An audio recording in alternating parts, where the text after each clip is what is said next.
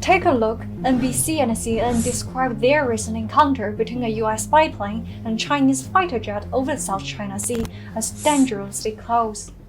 But look closer, you will notice something is off in the reporting. The US military told the media the jet was a PLA J-11, and these professional military journalists did not even think to verify it. But who could verify it? Ordinary people on Chinese social media. We talked to one of them. It's not difficult to tell that the actual type of this Chinese aircraft was a Su-27 UBK type, which is a combat trainer version of the very famous Soviet Su-27 flanker. And it was originally imported to China in the 90s from the Russia Federation. And there are several variants of domestically produced flankers, which is called J-11, and there are further versions. It may not sound like a big mistake, but misidentifying a military aircraft could lead to real and devastating consequences. The US military aircrews aren't very good at identifying either their friendly or their opponent types, especially aircraft types. There have been quite a few times in the history that they misidentified aircraft types and end up shooting their own guys, either in the air or on the ground.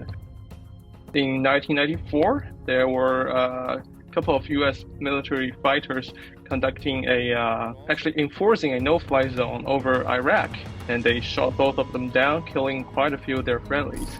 And not only they couldn't very specifically identify aircraft types, they have a record of misidentifying ground units as well.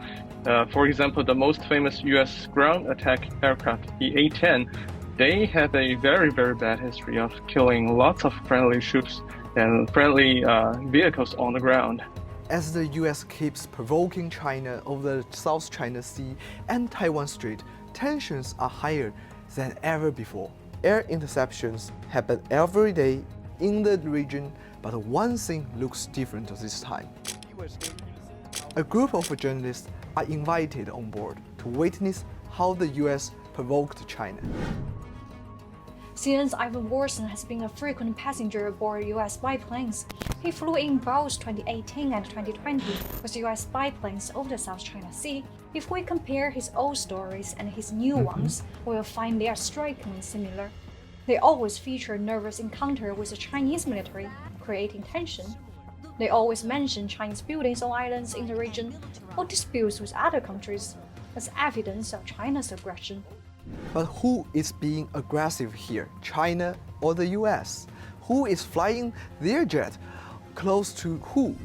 The US media getting aboard US military spy planes to go and take a look at China, then saying China is being aggressive, is the exact opposite of what is happening. In January alone, the US military spy planes flew at least 64 sorties through the South China Sea for spying. In December 2022, a US spy plane veered suddenly and flew to within just 6 meters of a Chinese fighter jet over the South China Sea. In November, a US guided missile cruiser sailed near the Xisha Islands, with China's foreign ministry saying the move seriously infringes on China's sovereignty and security. Each time, US argues its action fall under freedom of navigation, a convention that the US has not even signed up to. Look at the rules of the spy vessels. So instead of freedom of navigation, it looks more like freedom of provocation for the US. If an off-course weather balloon could cause the US lose its mind, what could happen if Chinese ships conducted freedom of navigation off the US coast? One could only imagine the hysteria and military miscalculation that would ensue.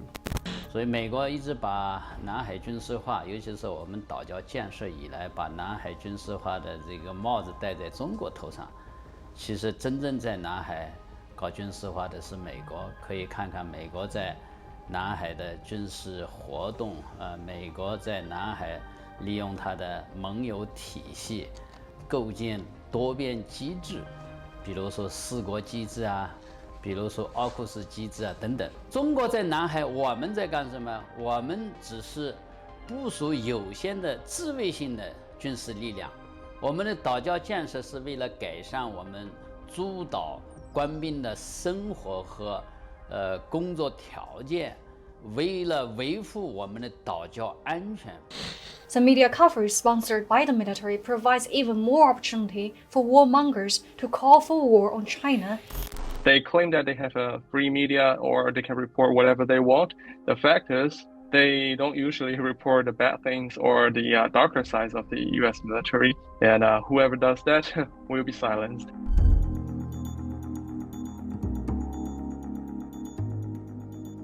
In recent years, the average US annual military budget has exceeded $700 billion, accounting for 40% of the world total military expenditure. Imagine that a single country spends almost half of what the entire world spends on military. The country must love war.